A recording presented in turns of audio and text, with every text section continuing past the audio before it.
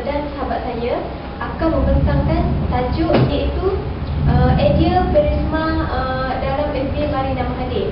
Pertama, saya akan berkenaan tajuk iaitu pengenalan. Menurut Arifin Ismail, Dara Zulkifli Abdul Ghani dan Nur Amani Muhammad Hussein membicarakan isu ini. Desakan kepada kemodenan hidup serta kesan penjajahan minda yang dilakukan oleh Barat telah mencabar serta menyesuaikan akidah umat Islam. Seperti mana yang telah merujuk kepada rekomendasi Rand Corporation kepada Kerajaan Amerika serta dibahaskan di dalam buku sivil Demokratik Islam. Kedua, di Malaysia, sebuah pertubuhan yang telah terkesan dengan gerakan yang berteraskan kebebasan dan liberalisasi dalam agama adalah sistem Islam. Seawal tahun 1983, SIS iaitu Sistem Islam merupakan kumpulan yang berfungsi sebagai kumpulan yang menyarankan persamaan hak wanita dan lelaki serta mempromosikan konsep demokrasi dan kebebasan. Seterusnya, saya akan menjelaskan latar belakang Marina Mahathir. Marina Mahathir dilahirkan pada tahun 1957. Beliau merupakan kolumnis dalam beberapa laman sastrawan seperti The Star, Malaysian Insider serta merupakan aktivis sosial yang aktif dalam NGO seperti Pertubuhan Sistem Islam. Beliau juga merupakan anak sulung kepada Perdana Menteri yang keempat iaitu Tun Mahathir Mohamad dan Siti Hasmah Muhammad Ali. Beliau juga merupakan graduate dari University of Sussex. Seterusnya, pada 5 Oktober 2010, dia dianugerahi gelaran Tokoh Sepanjang Tahun 2010 kerana kegigihannya dalam memperjuangkan hak kaum wanita. Beliau kini merupakan ahli lembaga Sistem Islam iaitu SIS, kumpulan yang berjuang untuk keadilan dan kesaksamaan bagi wanita Islam dan sebagainya. Seterusnya saya akan Sistem Islam. Apa itu Sistem Islam? Sistem Islam ditubuhkan pada tahun 1988 atau dikenali sebagai SIS. SIS merupakan sebuah organisasi bukan kerajaan yang dianggotai oleh sekumpulan wanita profesional yang beragama Islam yang memperjuangkan hak-hak wanita dalam kerangka Islam. SIS juga menekankan pentingnya untuk mentafsir semula Al-Quran dan Hadis mengikut konteks sejarah dan budaya pada masa kini. Pada tahun 1988, sekumpulan peguam, aktivis, ahli akademik, wartawan wanita, Zainal Anwar dan Marina menubuhkan satu pergerakan untuk menyelesaikan masalah atau isu wanita Islam di Mahkamah Syariah di Malaysia. Pada tahun 1993, gerakan ini secara rasmi didaftarkan sebagai pertubuhan bukan kerajaan di bawah nama SIS Forum Malaysia Berhad dan dikenal sebagai Sistem Islam, dan ianya wujud daripada wujud hinggalah sekarang. Kemudian matlamat penubuhan SIS. Matlamat penubuhan SIS yang pertama ialah untuk menjaga undang-undang dan dasar atas nama Islam yang mendiskriminasikan wanita. Kemudiannya dikeluarkan sebagai isu besar seperti demokrasi, hak asasi manusia dan perlembagaan. Khususnya logo SIS. SIS ada logo yang tersendiri iaitu yang berbentuk rahim sebagai simbolik alat reproduksi wanita, iaitu anugerah Tuhan yang melaluinya kehidupan lahir, dan juga nama Tuhan iaitu sempurna dengan nama Allah Rahim. Ianya diambil daripada tulisan Syarifah Surya Al-Qudri bertajuk Rahim pada tahun 1995. Pengatur SIS. SIS telah diasaskan oleh Dr. Amir Wadud pada tahun 1988.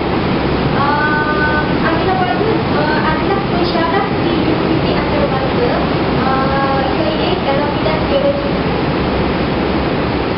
Pertubuhan SIS juga telah disokong oleh 6 orang wanita Muslim, iaitu Dr. Amir Wadud, Zainal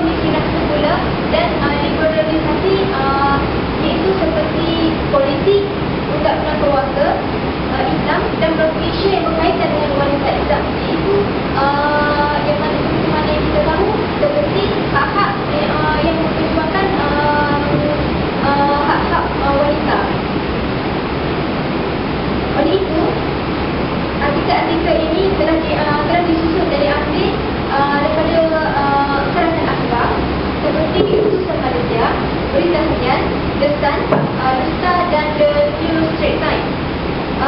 Selain itu, tulisan ini juga disusun dan diambil secara langsung melalui laman Setawaran Inggris yang bermula seawal tahun 2006 sehinggalah sekarang.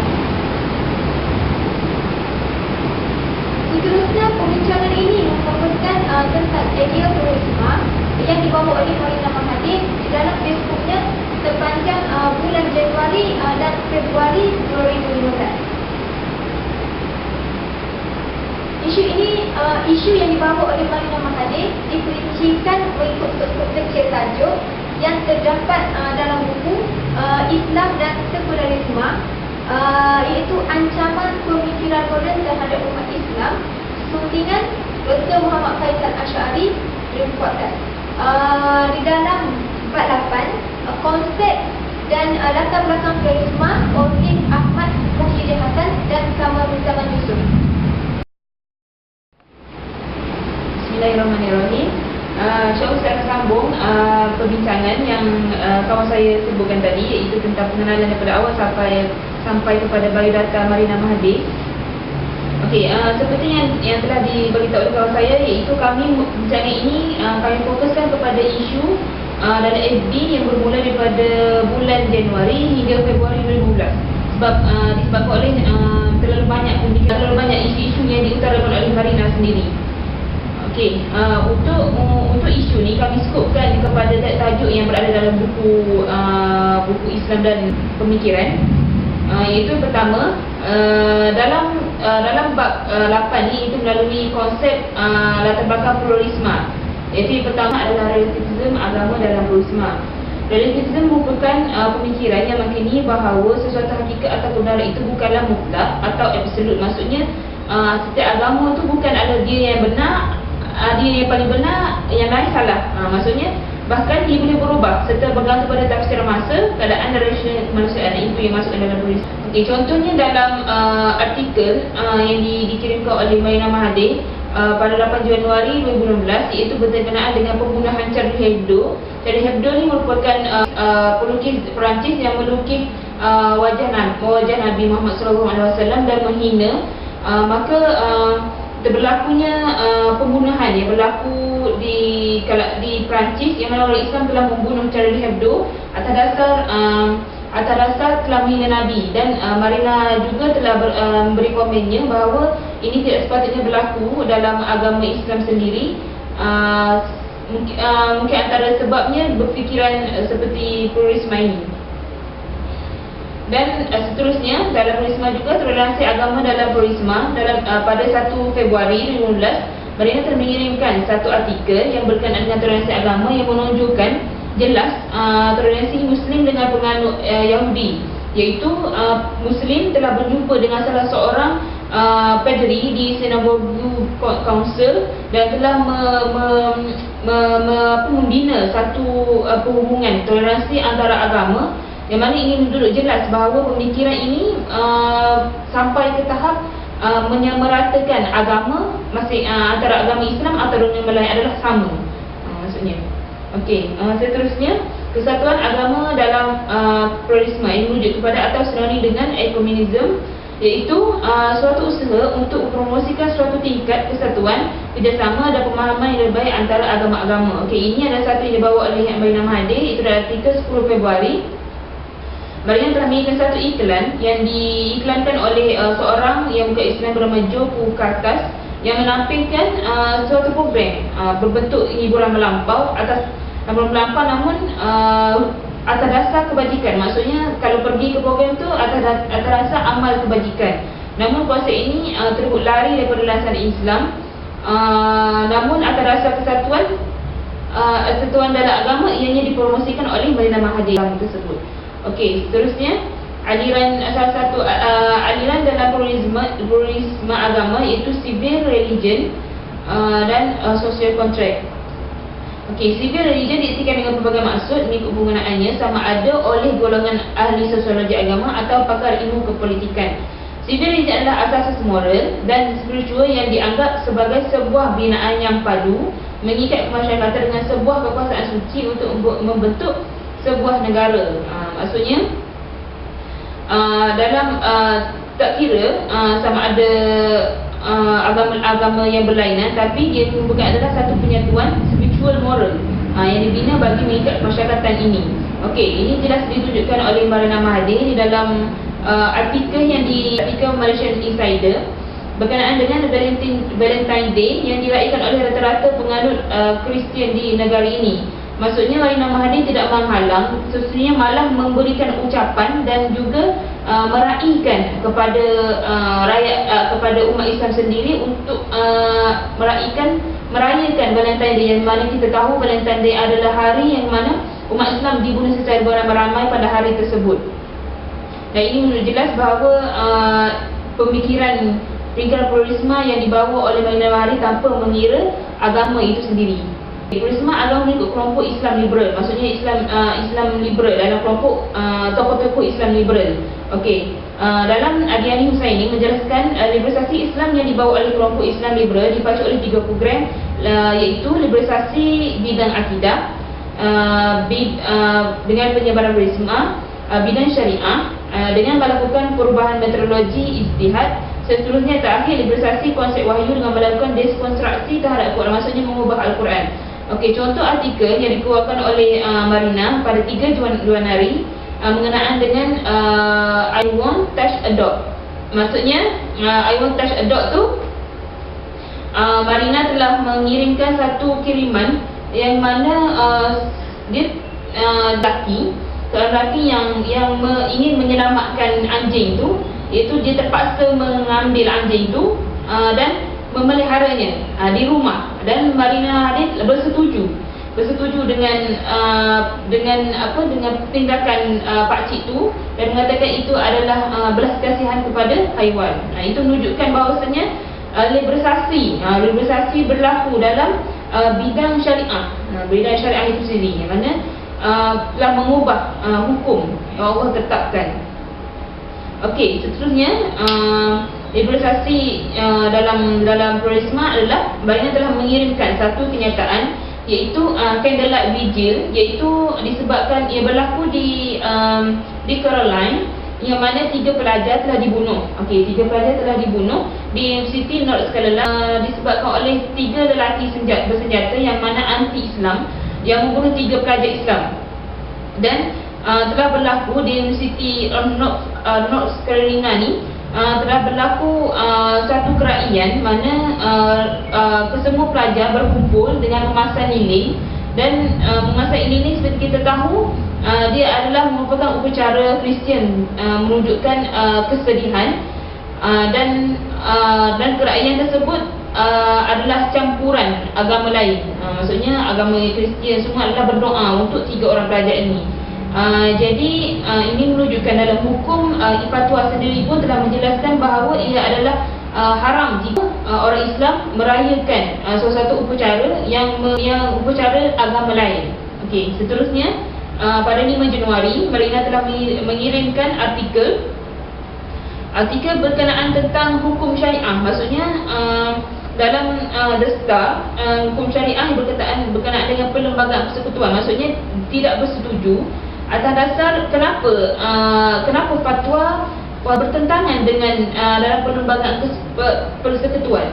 Dalam perlembagaan persekutuan seperti kita tahu di Malaysia ni ada 2 undang-undang, iaitu undang-undang sivil dan undang-undang syariah. Maksudnya ini yang mereka petikai, kenapa perlu ada fatwa, kenapa perlu Islam ni ada 2 undang-undang, kenapa tidak perlembagaan persekutuan sahaja.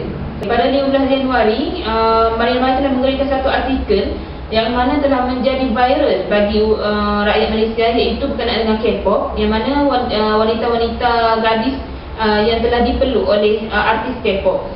Walau bagaimanapun Marina dan menganggap bahawa perlakuan mereka itu tidak salah dan tidak ada sebagai dosa pun. Bagi mereka itu adalah sejarah tidak sengaja. Namun bahawa kita faham dalam Islam sendiri melarang benda yang memang menyumbang kepada maksiat dan seterusnya membawa kepada dosa.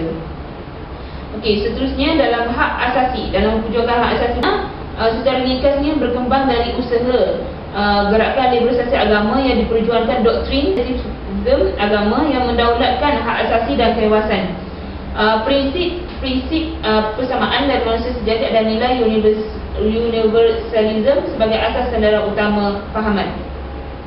Okey, contoh artikel pada 1 Januari 2016 telah mengirimkan tentang organisasi anti-organism dikenali sebagai PEKIDA. Namun Marina telah mengkritik Angela Merkel berkenaan tentang kenapa Angela Merkel ni mencela PEKIDA itu sendiri, kan? Maksudnya dari segi kenapa perlunya ada anti-Islam di negara itu. Seterusnya pada 6 Januari Marina telah mengirimkan mengirimkan tentang hak asasi wanita, iaitu menjelaskan tentang Persatuan Wanita Presiden, iaitu Mira Samatel menuntut kerajaan bagi menangani masalah perbezaan hak antara lelaki dan perempuan dalam polisi pekerjaan dan melaksanakan undang-undang. Dalam konteks ini Marina telah memberikan komen bahawasanya kenapa wanita ni tidak diberikan ganjaran. Atas sebab apa? Atas sebab mengambil masa untuk anak dia, maksudnya ambil cuti untuk jaga anak dia yang demam, ataupun ambil cuti sebab antara sebab-sebab lain sebabkan anak. Kenapa wanita ini disisihkan dan juga dipandang serong dalam organisasi pekerjaan? Hakikatnya kenapa lelaki lebih terkehadapan? Maksudnya sini dia mempersoalkan tentang undang-undang yang melihat kepada perbezaan wanita lelaki, dan seterusnya telah membuat potongan gaji yang disebabkan oleh cuti yang dilakukan oleh wanita disebabkan oleh anak. Dan pada 15 Januari Marina juga mengirimkan tentang hak asasi, yang mana hak asasi yang ditujukan oleh penulis Zurairi AR dari nama web Malay Online, yang mana ketidakadilan pihak kerajaan. Kenapa perlu Anwar ditahan disebabkan oleh dicabul oleh rakan pejabat, namun bagi wanita yang dirogol, yang banyak dirogol, tidak mendapat pembelaan. Itu yang menjadi isu kepada Marina Mahathir. Dan juga mereka tidak setuju yang berkata polis menyatakan bahawa antara kes yang berlaku ataupun jenayah berlaku dekat wanita ini disebabkan oleh pakaian mereka sendiri. Dan Marina Mahathir berkata mereka tidak setuju kenapa dengan pakaian wanita menyebabkan berlakunya jenayah ini. Seterusnya, dalam penafsiran semula Islam, gerakan sekularisasi dan liberalisasi agama sangat menekankan pada usaha penafsiran semula Islam yang mendukung perjuangan yang meraihkan hak dan kebebasan manusia sejagat, yang hak berpadanan dengan arus perubahan dan pemodenan Islam. Dan terdapat gerakan-gerakan golongan-golongan yang berfikiran sekular dan liberal yang berpadanan bahawa perlu kepada penafsiran semula Islam bagi membawa Islam kepada arus pemodenan. Dan kenyataan ini dikeluarkan oleh G25, yang mana Marina telah mengirimkan dalam FB-nya pada 25 Februari 2015. Marina bersetuju dengan surat terbuka G25 kepada Malaysia. Dalam surat itu G25 menyatakan bahawa demokrasi perlembagaan jelas dia memperuntukkan bahawa perlembagaan persekutuan adalah undang-undang tertinggi di negara ini. Mahkamah Sivil mempunyai kuasa untuk mengisytiharkan tindakan jabatan kerajaan yang lain tidak sah, termasuk membatalkan mana-mana undang yang digubalkan oleh pihak berkuasa negeri jika mereka melanggar peruntukan dalam perlembagaan. Maksudnya G25 ni dia telah menekankan bahawa dalam membangunkan negara, Islam tidak diperlukan dalam membangun maju. Bagi mereka, Islam telah membantutkan negara itu daripada moden. Maksudnya dengan Islam negara jadi mundur. Itu yang dijelaskan dalam kepada grup 25 ini. Dan grup 25 ini merupakan golongan profesional, iaitu Melayu Islam, yang terdiri daripada orang-orang yang berpengaruh dan juga terkenal di kalangan masyarakat. Dan ini yang membawa kepada pengaruh yang kuatlah kepada masyarakat tentang undang-undang Islam itu sendiri. Dan juga mereka menyuarakan bahawasanya undang-undang yang ditimbulkan, contoh undang-undang hudud di Kelantan, boleh digubal atas dasar perlembagaan persekutuan. Secara logiknya dapat kita simpulkan dari sini, pemikiran ini tidak dibendung dan tidak diberi pengetahuan am kepada masyarakat luar, kemungkinan mereka akan mengikutnya dengan membabi buta dan mengikut tanpa ada apa-apa penentangan atau alasan. Okey, sekadar itu pembentangan daripada kami.